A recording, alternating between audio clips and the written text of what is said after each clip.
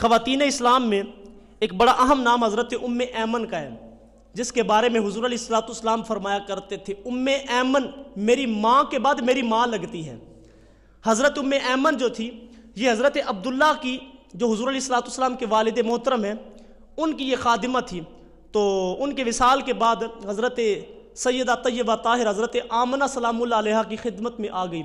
اور جب ان کا بھی وصال ہوا تو پھر یہ حضور علیہ الصلوۃ والسلام کی خدمت کیا کرتی تھی، حضور علیہ الصلوۃ والسلام کی پرورش کیا کرتی۔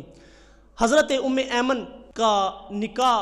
ہوا اور ان کا شوہر فوت ہو گیا، تو پھر حضور علیہ الصلوۃ والسلام نے اپنے منہ بولے بیٹے اور آزاد کردہ غلام حضرت زید بن حارثہ کے ساتھ ان کی شادی فرمائی، ان کے ساتھ نکاح فرمایا۔ پھر اللہ تعالیٰ نے ان کو 2 فرزند دیے، ایک کا نام ایمن تھا اور ایک کا نام اسامہ بن زید رضی اللہ تعالیٰ عنہ۔ تو یہ حضور علیہ الصلوۃ والسلام سے بڑی محبت فرمایا کرتے، اور یہ حضرت ام ایمن جو تھیں یہ غزوات میں حضور علیہ الصلوۃ والسلام کے ساتھ جایا کرتی تھی، اور انہوں نے غزوہ احد کے اندر بڑی حضور علیہ الصلوۃ والسلام کی خدمت کی، اور یہ زخمیوں کی تیمارداری کرتی تھی، اور یہ پیاسوں کو پانی پلایا کرتی، اور سامان وغیرہ بھی پکڑایا کرتی تھی، یہ بھی